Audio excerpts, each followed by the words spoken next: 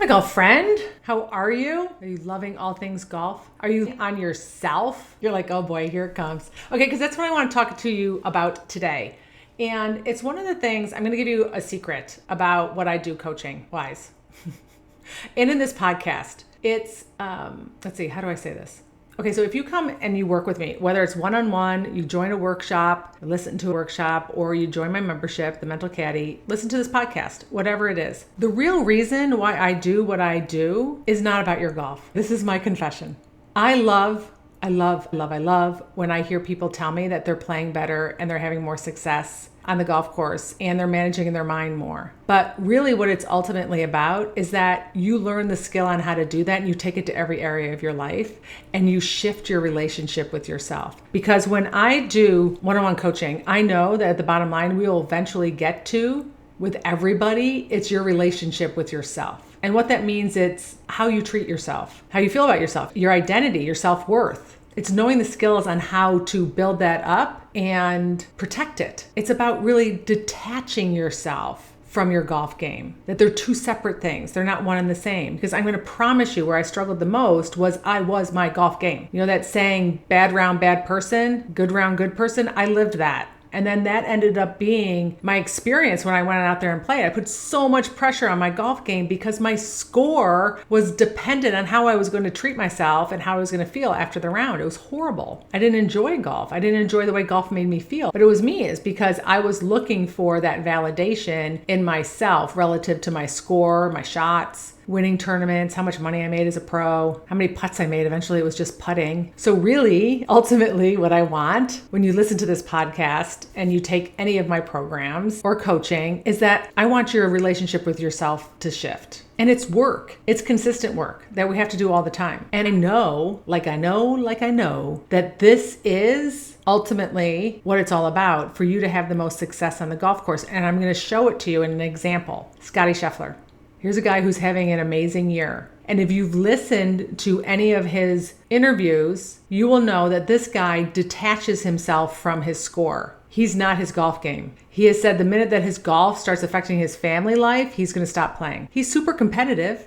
He wants to win. He's trying. He puts in the work. He loves the process of all of that. But if he goes on the golf course and doesn't have a great day, it has nothing to do with how he treats himself. Doesn't mean he's not going to be ticked off. Doesn't mean he's not going to experience disappointment. Doesn't mean he's not going to experience frustration. But he goes out there and plays, and he is not his golf game. Now, if you're listening to this podcast and you have no idea who Scottie Scheffler is, then you need to do some research, or if you haven't watched him play. And this is one of the things that I heard a commentator say at the British Open. They said he's just a guy that goes out there and he's super calm and he's confident and he's very present and he can stay focused the whole round, right? Even while he's very competitive, and he brings out his best golf. And we've watched him play and hit some bad shots, some really ugly shots. And he seems to keep them pretty neutral. And this is what I want you to project, if that's the right word. I want you to think about putting yourself in this position. If you went out and played golf and your score meant nothing about you, if you hit a bad shot, a really ugly shot, and you made it mean nothing about you and how you felt, how you were going to treat yourself, the words that you said to yourself, if at the end of the round, whether you shot 100 or you shot 70, doesn't mean you're not going to be disappointed or frustrated. It didn't change at all your relationship with yourself. You were still whole and complete.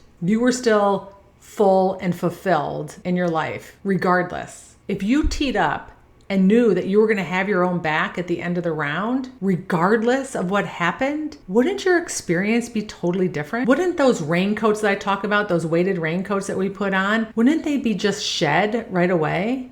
You would go out and play with such a sense of calm. There would be so much less pressure on shots and putts. You would try and you would focus. You'd go through your process and your routine, the part that you've trained yourself up until that point, but your mind would be very quiet, wouldn't it? Because the dialogue that we typically have in our head is how, we lack confidence. We put pressure on ourselves. We say, I suck after a bad shot. We tell ourselves we're not good enough. We tell ourselves we ruined the round. Right? Why did you ruin the round with a bad hole? What does that mean even? Right? That means that your score is going to be 76 instead of 74.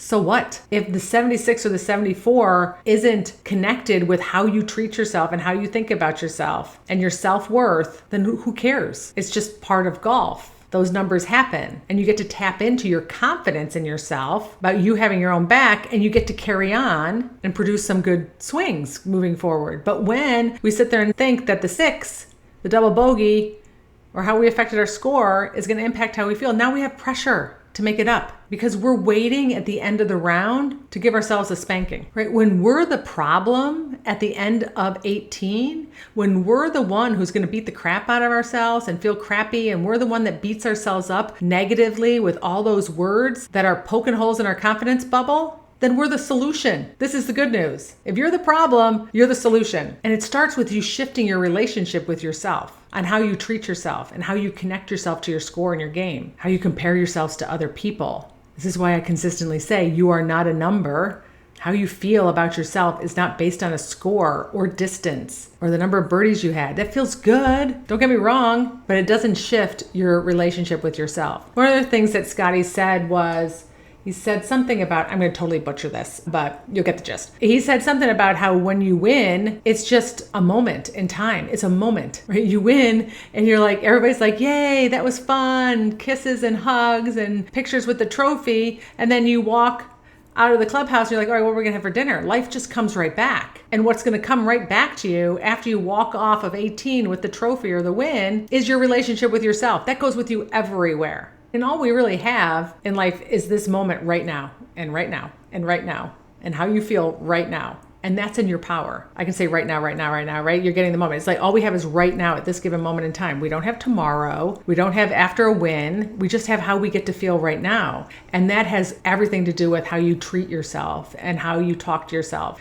and how you connect your worth and your identity to your golf game, or your confidence to the validation of other people about your golf game. That can be a thing too. When you're seeking validation from outside of you, when you need that recognition so that you get to feel good about yourself, that puts a lot of pressure on your golf game. Okay, so I wanted you to look at Scottie and the way that he shows up. Of course, he's having so much success. He's put in tons of work, but he is so detached from his results in his golf game and his wins and his victories. That's not who he is. He said he's completely good with himself if he walks away from the game. That's a beautiful place to play golf from. And I want that for you too. And so as you listen to these podcasts or you re-listen to the podcast, I want you to really take a hard look at what your relationship is with yourself. They're just thoughts. A relationship is thoughts. Like if you know steer, if you understand it, the S is you, right? And how you feel about you are your thoughts about you. And they're totally 100% in your control and your power. Now, from habit and history and your experiences in life, you might have some crappy thoughts in there. But you get to shift them. And that's where awareness comes in. You get to listen to them and say, does that serve me? Is it useful? And is it true? Most of the time, it's not even true.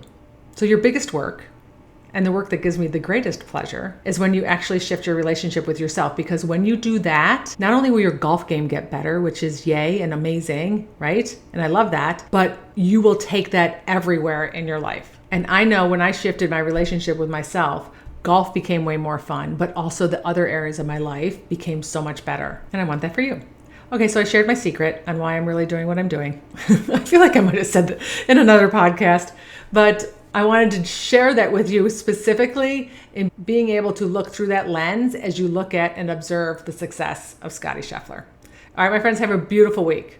Say nice things to yourself, and I'll talk to you next Wednesday. Bye. Subscribe to the channel to master your golf brain and listen to Think Above Par on your favorite podcast platform.